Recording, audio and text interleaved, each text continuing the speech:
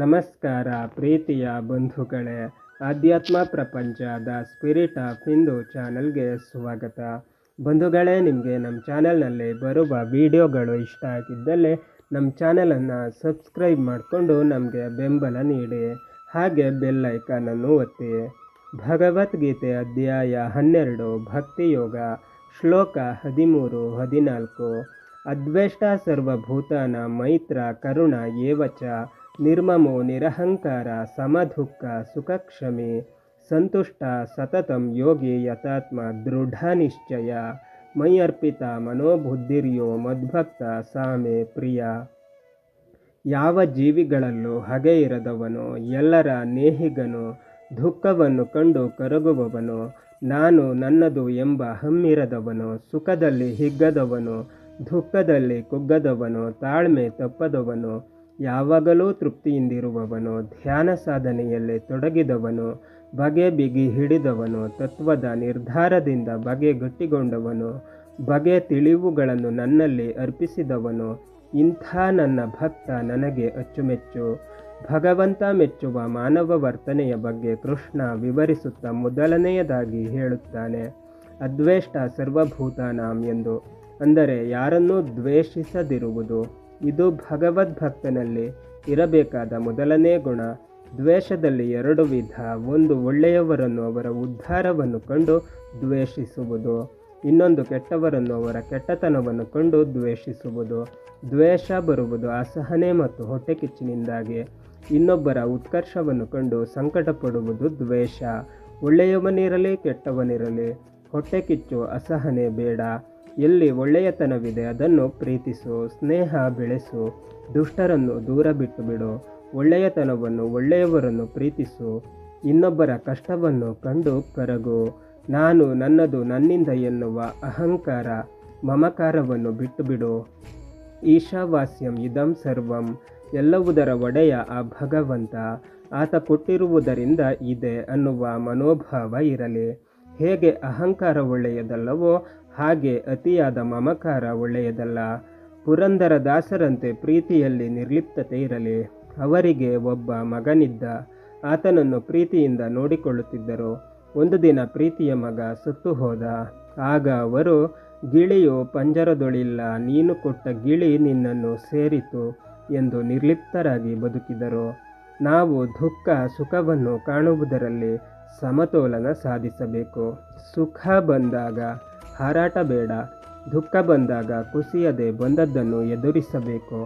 ಇನ್ನೊಬ್ಬರ ಮೇಲೆ ಕ್ಷಮಾಭಾವನೆ ಇರಲಿ, ಪ್ರತೀಕಾರ ಬೇಡ. ತಪ್ಪು ಮಾಡಿದವರನ್ನು ನ್ಯಾಯಾಧೀಶರು ಅಧಿಕಾರಿಗಳು ದಂಡಿಸಬಹುದು, ಅದು ಅವರ ಕರ್ತವ್ಯ ಧರ್ಮ.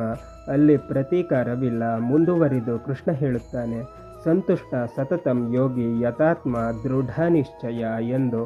ಯಾವುದೇ ಒಬ್ಬ ಮನುಷ್ಯ ಹಾಯಾಗಿರಬೇಕಾದರೆ ಇರಬೇಕಾದ ಚಿತ್ತವೃತ್ತಿ ಅತೃಪ್ತಿ ಇಲ್ಲದೆ ಇರುವುದು. ಜೀವನದಲ್ಲಿ ನಮ್ಮೆಲ್ಲ ದುಃಖಗಳಿಗೆ ಕಾರಣ ಅತೃಪ್ತಿ. ಇಲ್ಲದೇ ಇರುವುದರ ಬಗೆಗೆ ಅತೃಪ್ತಿ ಪಡುವುದರ ಬದಲು ಇರುವುದರ ಬಗ್ಗೆ ತೃಪ್ತಿಪಡು. ಏನಿದೆ ಅದರಲ್ಲಿ ತೃಪ್ತಿ ಪಡುವುದನ್ನು ಅಭ್ಯಾಸ ಮಾಡು. ಸದಾ ಯೋಗಿಯಾಗು. ಇಲ್ಲಿ ಯೋಗಿ ಅನ್ನುವುದಕ್ಕೆ ಅನೇಕ ಅರ್ಥಗಳಿವೆ.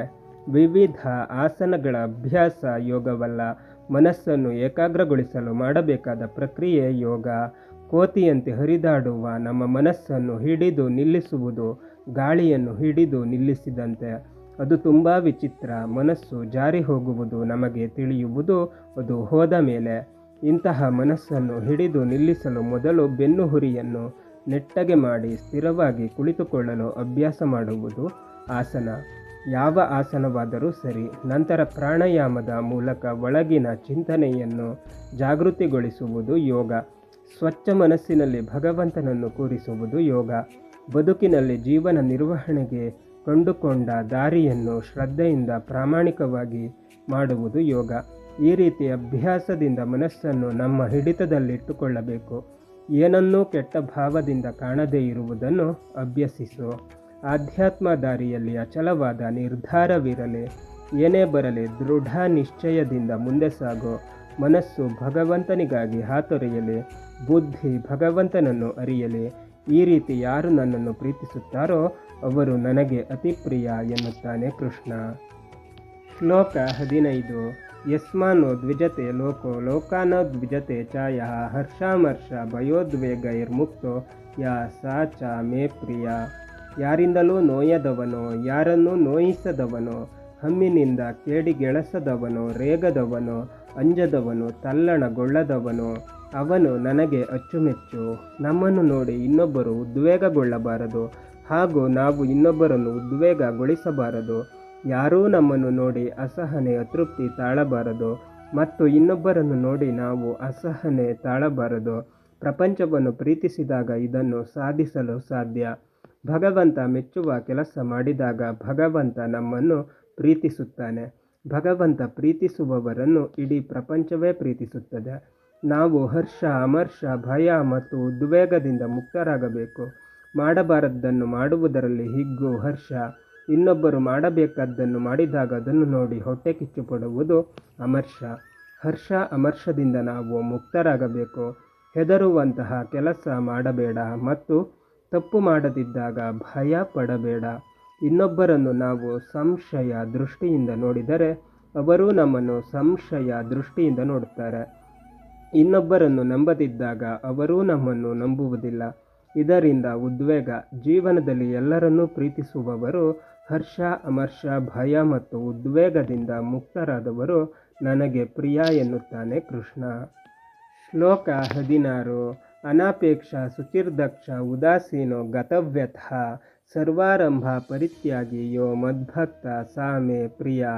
ಏನನ್ನೂ ಬಯಸದವನು, ಚೊಕ್ಕವಾಗಿ ಚುರುಕಾಗಿರುವವನು, ಯಾವುದನ್ನೂ ಹಚ್ಚಿಕೊಳ್ಳದವನು, ಕಂಗೆಡದವನು, ಭಗವಂತನ ಆರಾಧನೆಯಲ್ಲದ ಯಾವ ತೊಡಗುವಿಕೆಯಲ್ಲೂ ತೊಡಗದವನು, ಎಲ್ಲವನ್ನು ಭಗವಂತನಿಗೆ ಅರ್ಪಿಸಿ ನಾನು ನನ್ನದು ಎಂಬ ಹಮ್ಮು ತೊರೆದವನು, ಇಂಥ ನನ್ನ ಭಕ್ತ ನನಗೆ ಅಚ್ಚುಮೆಚ್ಚು.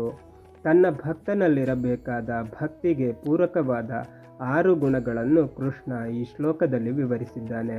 1. ಅನಪೇಕ್ಷ. ಅದು ಬೇಕು ಇದು ಬೇಕು ಎಂದು ಬಯಸದೇ ಇರುವುದು. ಯಾವುದರಿಂದ ತಾತ್ಕಾಲಿಕ ಸುಖ ಬರುತ್ತದೋ ಅದರ ಹಿಂದೆ ಹೋಗದೆ ಶಾಶ್ವತವಾದ ಮೋಕ್ಷ ಮಾರ್ಗದಲ್ಲಿ ನಡೆಯುವುದು. ಏನು ಸಿಕ್ಕಿತೋ ಅದರಲ್ಲಿ ಸಂತೋಷ ಪಡುವುದು, ಇದು ಅನಪೇಕ್ಷ. 2. ಶುಚಿ. ನಿರ್ಮಲ ಮತ್ತು ನಿರಾಳವಾಗಿರುವುದು. ಇದೇ ಮಡಿ, ಬಾಯಲ್ಲಿ ಕೆಟ್ಟ ಮಾತು, ಮನಸ್ಸಿನಲ್ಲಿ ಕೆಟ್ಟ ಯೋಚನೆ, ಮೈಯಲ್ಲಿ ಕೊಳೆ, ಇದು ಮೈಲಿಗೆ. ಮೊದಲು ನಾವು ನಮ್ಮ ಮನಸ್ಸಿನ ಕೊಳೆ ತೊಳೆದುಕೊಳ್ಳಬೇಕು. ಇದಕ್ಕೆ ಪೂರಕವಾಗಿ ಬಾಯಶುದ್ಧಿ. ಇದಕ್ಕಾಗಿ ಶಾಂತಿ ಪಾಠದಲ್ಲಿ ಹೀಗೆ ಹೇಳುತ್ತೇವೆ: ಓಂ ಭದ್ರಂ ಕರ್ಣೇಭಿ ಶೃಣುಯಾಮ ದೇವ ಭದ್ರಂ ಪಶ್ಯೇಮಾಕ್ಷಭಿರ್ಯಜತ್ರ ಎಂದು. ನಾವು ಒಳ್ಳೆಯದನ್ನು ನೋಡೋಣ, ಒಳ್ಳೆಯದನ್ನು ಮಾತನಾಡೋಣ, ಒಳ್ಳೆಯದನ್ನು ಯೋಚಿಸೋಣ. ಇದು ನಿಜವಾದ ಮಡಿ. ಮಡಿಯ ಬಗ್ಗೆ ಹೆಚ್ಚು ಪ್ರಸಿದ್ಧವಾದ 2 ಶ್ಲೋಕಗಳಿವೆ. ಅಪವಿತ್ರ ಪವಿತ್ರೋ ವಾ ಸರ್ವಾವಸ್ಥಾಂ ಗತೋಪಿ ವಾ ಯಸ್ಮರೇತ್ ಪುಂಡರೀಕಾಕ್ಷಂ ಸ ಬಾಹ್ಯಭ್ಯಂತರ ಶುಚಿ ಮತ್ತು ಅತಿನೀಲ ಘನಶ್ಯಾಮಂ ನಲಿನಾಯತ ಲೋಚನಂ ಸ್ಮರಾಮಿ ಪುಂಡರೀಕಾಕ್ಷಂ ತೇನ ಸ್ನಾತೋ ಭಾವಾಮ್ಯಹಂ. ಇಲ್ಲಿ ಪುಂಡರೀಕಾಕ್ಷನನ್ನು ಸ್ಮರಣೆ ಮಾಡಬೇಕು ಎಂದು ಹೇಳಿದ್ದಾರೆ. ಇದೊಂದು ಭಗವಂತನ ವಿಶೇಷ ನಾಮ. ಪುಂಡರೀಕಾಕ್ಷ ಎಂದರೆ ಕೆಂದಾವರೆಯಂತಹ ಕಣ್ಣುಳ್ಳವನು ಎಂದರ್ಥ. ಭಗವಂತನ ಕಣ್ಣು ಯಾವಾಗಲೂ ಕೆಂದಾವರೆ ಎಸಳಿನಂತೆ ಅರಳಿ ನಳನಳಿಸುತ್ತಿರುತ್ತದೆ. ಸಾಮಾನ್ಯವಾಗಿ ನಮಗೆ ಅತ್ಯಂತ ಸಂತೋಷವಾದಾಗ ನಮ್ಮ ಕಣ್ಣು ಅರಳುತ್ತದೆ. ಆದರೆ ಭಗವಂತ ಸದಾ ಸಂತೋಷದ ಬುಗ್ಗೆ. ಭಗವಂತ ಪ್ರೀತಿಯಿಂದ ಕಣ್ಣರಳಿಸಿ ನನ್ನನ್ನು ನೋಡುತ್ತಿದ್ದಾನೆ. ಅವನ ಕಣ್ಣಿನಿಂದ ಹರಿದು ಬರುತ್ತಿರುವ ಅನುಗ್ರಹದ ರಸಧಾರೆಯಲ್ಲಿ ನಾನು ಮೀಯುತ್ತಿದ್ದೇನೆ. ಅವನ ಅನುಗ್ರಹದ ಕೃಪಾದೃಷ್ಟಿ ನನ್ನ ಮೇಲೆ ಹರಿದಿದೆ. ನಾನು ಅದರಲ್ಲಿ ಮಿಂದೆ ಎನ್ನುವ ಅನುಸಂಧಾನ ಶುಚಿ. ಹೀಗೆ ನಾವು ಭಗವಂತನ ಅನುಗ್ರಹದಿಂದ ಒಳಗೂ ಹೊರಗೂ ಮಡಿಯಾಗಬೇಕು. 3. ದಕ್ಷ. ನಮ್ಮಲ್ಲಿ ಮನಸ್ಸನ್ನು ಭಗವಂತನೆಡೆಗೆ ಹರಿಸುವ ದಕ್ಷತೆ ಇರಬೇಕು. ಆತ ನಮ್ಮ ಬಾಹ್ಯ ಪ್ರಯತ್ನಕ್ಕೆ ಒಲಿಯಲಾರ. ನಾವು ಅಂತರಂಗದಿಂದ ಆತನೆಡೆಗೆ ಹೋಗಬೇಕು. ಬಾಹ್ಯಕ್ರಿಯೆ ನಮ್ಮ ಅಂತರಂಗದ ಸಾಧನೆಗೆ ಪೂರಕ ಅಷ್ಟೇ. ಭಗವಂತನನ್ನು ಹೇಗೆ ಸೇರಬಹುದು ಎನ್ನುವ ತಿಳುವಳಿಕೆ, ಜಾಣತನ ನಮ್ಮಲ್ಲಿರಬೇಕು. 4. ಉದಾಸೀನ. ಅಂತರ್ಯಾಮಿಯಾಗಿರುವುದು. ಯಾವುದೇ ಬಾಹ್ಯ ಕ್ರಿಯೆಗೆ ಒತ್ತು ಬೇಡ, ಆಗ್ರಹ ಬೇಡ. ಉದಾಹರಣೆಗೆ, ನಿಮ್ಮ ಕುಟುಂಬದಲ್ಲಿ ಯಾರೋ ಒಬ್ಬರು ತಮ್ಮ ಯಾವುದೋ ಒಂದು ಫಲಾಪೇಕ್ಷೆಯನ್ನು ಈಡೇರಿಸಿಕೊಳ್ಳಲು ಯಾವುದೋ ಒಂದು ಪೂಜೆ ಮಾಡಿಸುತ್ತಿದ್ದಾರೆ. ಅಂತಹ ಸಂದರ್ಭದಲ್ಲಿ ಅದನ್ನು ವಿರೋಧಿಸಿ ನಿಲ್ಲುವುದು ಒಳ್ಳೆಯದಲ್ಲ. ಏನೇ ಇರಲಿ ಅದು ಭಗವಂತನ ಸೇವೆ, ಅದು ಭಗವಂತನನ್ನು ಸೇರಲಿ ಎಂದು ಪ್ರಾರ್ಥಿಸಿ ಎಲ್ಲರೊಂದಿಗಿದ್ದು ಯಾವುದೇ ಆಗ್ರಹವಿಲ್ಲದೆ ಇರುವುದು. 5. ಗತವ್ಯತ, ಏನೇ ಆದರೂ ಬೇಸರಿಸಿಕೊಳ್ಳದೆ ಸದಾ ಆನಂದವಾಗಿರುವುದು. 6. ಸರ್ವಾರಂಭ ಪರಿತ್ಯಾಗಿ, ಭಗವಂತನ ಪಾರಮ್ಯಕ್ಕೆ ವಿರುದ್ಧವಾದ ಯಾವ ಆರಂಭಕ್ಕೂ ತೊಡಗದಿರುವುದು. ಎಲ್ಲ ಆರಂಭವನ್ನು ಫಲಕಾಮನೆಯಿಂದ ಮಾಡುವುದನ್ನು ಬಿಡು. ಎಲ್ಲವನ್ನೂ ಕೊನೆಗೆ ಕೃಷ್ಣಾರ್ಪಣಮಸ್ತು ಎಂದು ಭಗವಂತನಲ್ಲಿ ಅರ್ಪಿಸು. ಯಾರು ಈ ಗುಣಗಳೊಂದಿಗೆ ನನ್ನನ್ನು ಪ್ರೀತಿಸುತ್ತಾರೋ ಅಂತಹ ಭಕ್ತ ನನಗೆ ಅಚ್ಚುಮೆಚ್ಚು ಎನ್ನುತ್ತಾನೆ ಕೃಷ್ಣ. ಶ್ಲೋಕ 17.